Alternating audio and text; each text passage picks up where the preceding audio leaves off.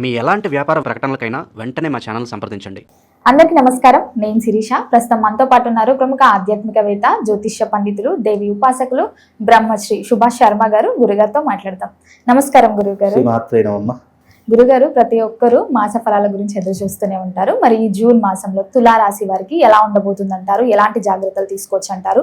ఆర్థిక పరంగా, ఆరోగ్య పరంగా గ్రహ గోచరం ఎలా ఉంటుందంటారు ఈ మాసంలో వీరికి? తప్పకుండా తెలియజేస్తాను. ముందుగా వీక్షిస్తున్న ప్రేక్షకులందరికీ శ్రీమాత్రే నమః, శ్రీ గురుభ్యో నమః. జ్ఞానినాంనపి చేతాంసి దేవి భగవతి హిస బలాయ కృషమోహాయ మహామాయ ప్రయశ్చతి. తులారాశి వారికి ఈ మాసంలో గనక చూసుకుంటే అద్భుతమైనటువంటి ఫలితాలు ఉన్నాయి. దశమస్థానంలో గురు సంచారం, అంటే దశమస్థానంలో గురు సంచారం చేయడం వల్ల, ఎందుకంటే జూన్ 1వ తారీఖు నుంచి గురు సంచారం అనేటటువంటిది ప్రారంభమవుతుంది. కాబట్టి ఈ గురు సంచార యోగం వల్ల ప్రయోజనాలు ఎలా ఉంటాయి అంటే కనుక ఉద్యోగంలో కానీ, లేదా వ్యవహారికంలో కానీ, లేదంటే సంపాదించే ఆర్థిక విషయంలో కానీ మార్పులు జరిగేటటువంటి తరహాలు ఈ జూన్ 1వ తారీఖు నుండి వీళ్ళకు ప్రారంభమవుతూ ఉంటాయి. అలాగే శని యొక్క అనుగ్రహం వల్ల కూడా వీళ్ళకు మేలైనటువంటి ఫలితాలే ఉన్నాయి, కానీ అంత చెప్పుకోదని నెగిటివ్ ఇంపాక్ట్ అనేటటువంటిది అయితే కనిపించట్లేదు. కాబట్టి తులారాశి వారికి ఇప్పుడున్నటువంటి ప్రస్తుత కాలంలో దశమస్థానంలో గురు సంచారం అనేటటువంటిది యోగదాయకమైనటువంటి ఫలితాలు అందజేయబోతుంది. అందులోనూ న్యాయపరమైనటువంటి ఇబ్బందులు కావచ్చు, పోలీస్ స్టేషన్ వ్యవహారాదులు కావచ్చు, లేదు అని అంటే కనుక ఆస్తి గొడవలలో ఏదైనా ఇబ్బందులు ఉన్నట్టయితే అవన్నీ కూడా సద్దుమనగడానికి లేదా కాంప్రమైజ్ చేసుకోవడానికి చాలా అనుకూలమైనటువంటి వాతావరణం ఈ జూన్ మాసం అంతా కూడా వాళ్లకు ఉపయోగపడేటటువంటి మాసము. అందులోనూ ఈ మాసంలో వీళ్ళు తప్పకుండా ఆచరించేటటువంటి పద్ధతులు కొన్ని ఉంటూ ఉంటాయి. అవేమిటి అనంటే కనుక కోపానికి, ఆవేశానికి అస్సలు వెళ్ళకూడదు. తొందరపడి నిర్ణయాలు అస్సలు తీసుకోకూడదు. పైగా ఈ తులారాశిలో పుట్టినటువంటి వారి యొక్క వ్యక్తిత్వం గనక చూసుకున్నట్టయితే ముక్కుసూటిగా మాట్లాడేటటువంటి తత్వం ఎక్కువగా ఉంటుంది.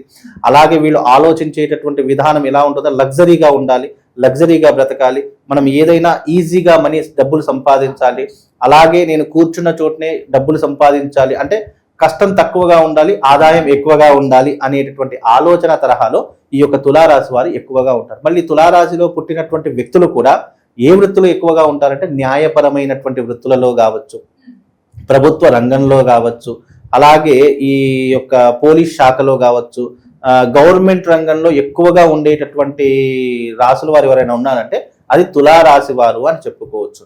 గురుగారు, ఓవరాల్ గా చూసుకుంటే ఈ తులారాశి మొత్తంలో ఈ మాసంలో ప్రథమార్థం బాగుంటుందంటారా, ద్వితీయార్థం అమావాస్య తర్వాత బాగుంటుందంటారా? వీళ్ళకు అమావాస్య తర్వాతనే కలిసి వచ్చేటటువంటి, ఎందుకంటే అమావాస్య తర్వాతనే వీళ్ళ గురువు అనేటటువంటి వాడు చేంజ్ అవుతారు. గురుగ్రహం ఎప్పుడైతే చేంజ్ అవుతుందో వీళ్ళకు జీవితంలో కలిసి వచ్చేటటువంటి రంగాలు, ఫైనాన్స్ రంగం కలిసి వస్తుంది, అలాగే వీళ్ళకు బిజినెస్ రంగం కలిసి వస్తుంది, అలాగే వీళ్ళకు ఏదైనా కొత్త బిజినెస్ పెట్టాలన్నా, లేదు అని అంటే స్టాక్ మార్కెట్ కావచ్చు, లేదు అని అంటే కనుక ఏదైనా పెట్టుబడులు పెట్టాలనుకున్నా కావచ్చు, ఈ రంగంలో అన్నింటిలో కలిసి వచ్చేటటువంటి మాసంగా చెప్పుకోవచ్చు. కాబట్టి ఇది గురువు మార్పు చెందుతున్నాడు కాబట్టి ఒక్క గురువు మార్పు చెందడం వల్ల ద్వాదశ రాశుల మీద మొత్తం ప్రభావం చూపిస్తూ ఉంది. కాబట్టి తులారాశి వారి మీద కూడా తప్పకుండా ఫైనాన్షియల్ పరంగా మంచి సపోర్ట్ అయితే లభిస్తుంది. మళ్ళీ వీళ్ళు ఎదుటి వారితో ఎలా ఉంటున్నారో వాళ్ళు కూడా వాళ్ళతో అలాగే ఉండాలి అని ఆలోచన కలిగినటువంటి, అంటే నేను నీతో నిజాయితీగా ఉంటున్నాను, నువ్వు కూడా నాతో అదే నిజాయితీతో ఉండాలి అని ఆలోచించేటటువంటి బిహేవియర్ కలిగినటువంటి వారు తులారాశి వారు అని చెప్పుకోవచ్చు. ఒకవేళ గనక ఆ బిహేవియర్లో ఏదైనా లోటు జరిగింది, లేదా ఏదైనా ఇబ్బంది జరిగింది, అరే నాతో ఫేక్ గా ఉంటున్నాడు, లేదా నాతో కరెక్ట్ గా ఉండట్లేదు అనేటటువంటి ఏదైనా చిన్న డౌట్ వచ్చినా ఆ స్నేహం కానీ, ఆ బంధం కానీ అక్కడ తెగిపోతుంది.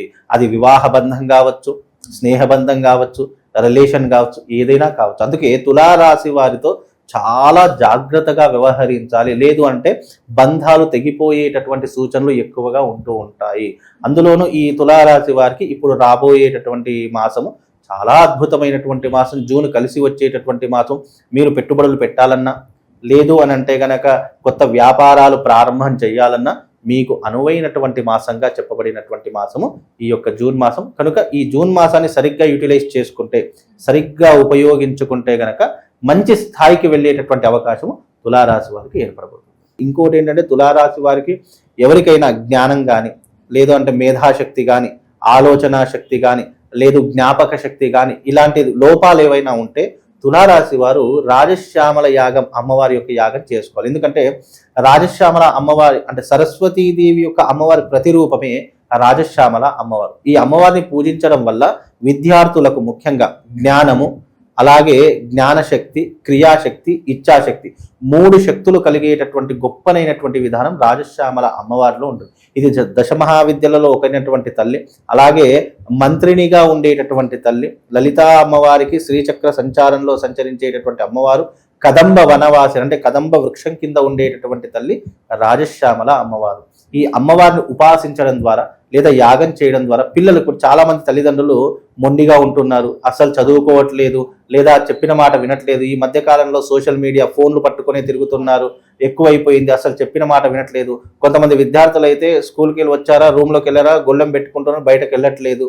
ఇలాంటి వారు చాలా మంది ఉన్నారు. అలాంటి వారి కోసము వాళ్ళ జ్ఞానం పెరగడానికి, వాళ్ళు ఏదైతే మొండితనం మానివేయడానికి, చెప్పిన మాట వినడానికి, చదువు మీద శ్రద్ధ కలగడానికి రాజశ్యామల అమ్మవారి యొక్క విధానం ఉంటుంది, యాగం. అది చేసుకుంటే పిల్లలు చెప్పినట్టుగా వినడానికి ఇది చాలా ఉపయోగపడుతుంది.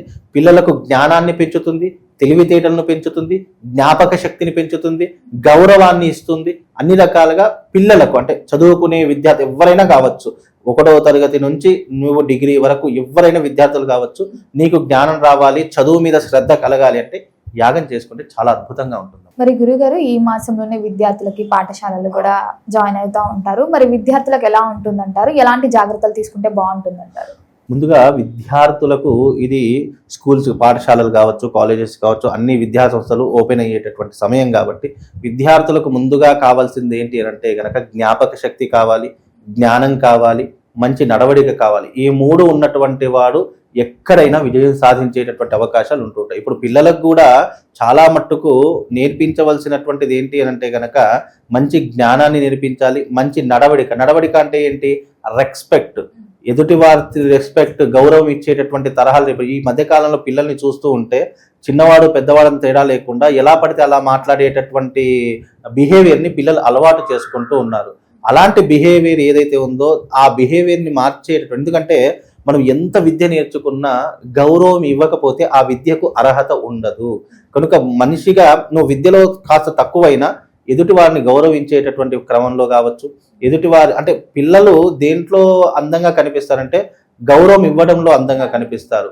కాబట్టి అలాంటి గౌరవ మర్యాదలు నేర్చుకునేటటువంటి తరహాలో విద్యార్థులు ముందుగా ఉండాలి అనేటటువంటి తరహా నేర్చుకోవాలి. అలాంటి సంస్థలు ముందుకు రావాలి. అలాగే విద్యార్థులకు కూడా చాలా మంచి కలిసి వచ్చేటటువంటి మాసంగా కూడా చెప్పుకోవచ్చు. తులారాశి వారికి అంటే ఉద్యోగం లేనటువంటి వారికి కూడా ఉద్యోగ అవకాశాలు వచ్చేటటువంటి మాసంగా చెప్పుకోవచ్చు. విద్యార్థులకు మంచి భవిష్యత్తు ఏర్పడేటటువంటి మాసంగా కూడా చెప్పుకోవచ్చు. కాబట్టి విద్యార్థులకు ఎలాంటి ఇబ్బంది లేదు, బాగా చక్కగా చదువుకునేటటువంటి అవకాశం ఉంటుంది.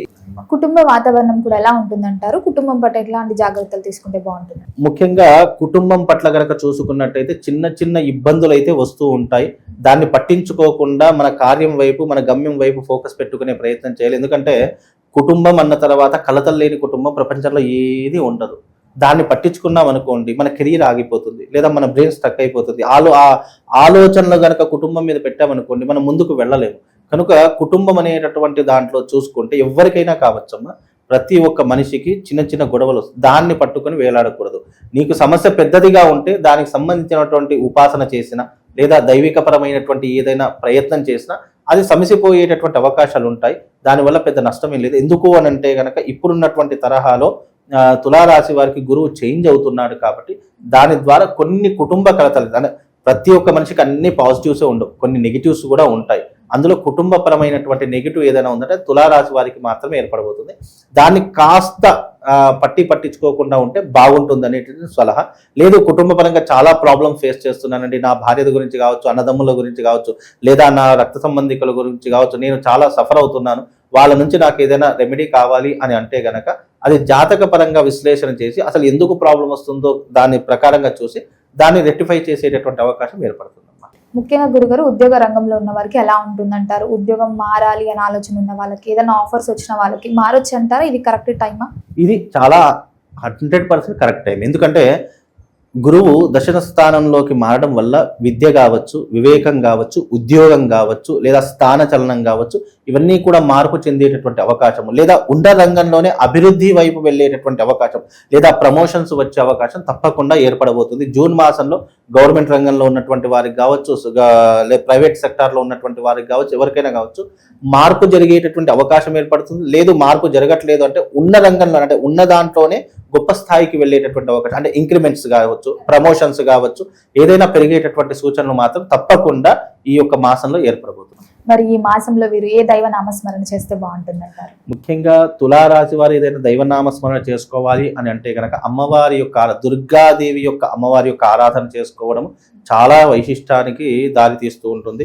ముఖ్యంగా రాహుకాలంలో దీపారాధన చేసుకోవడం, అంటే దుర్గాదేవి అమ్మవారికి దీపారాధన చేసుకోవడము, లేదా దుర్గా స్తోత్రాన్ని చదువుకోవడము, లేదు అని అంటే కనుక ఖడ్గమాల పారాయణాన్ని స్తోత్రం చేయడము, లలితా సహస్రనామ పారాయణ స్తోత్రం చేయడం, ఇవి చాలా కలిసి వచ్చేటటువంటి అవకాశాలుగా ఉంటుంది.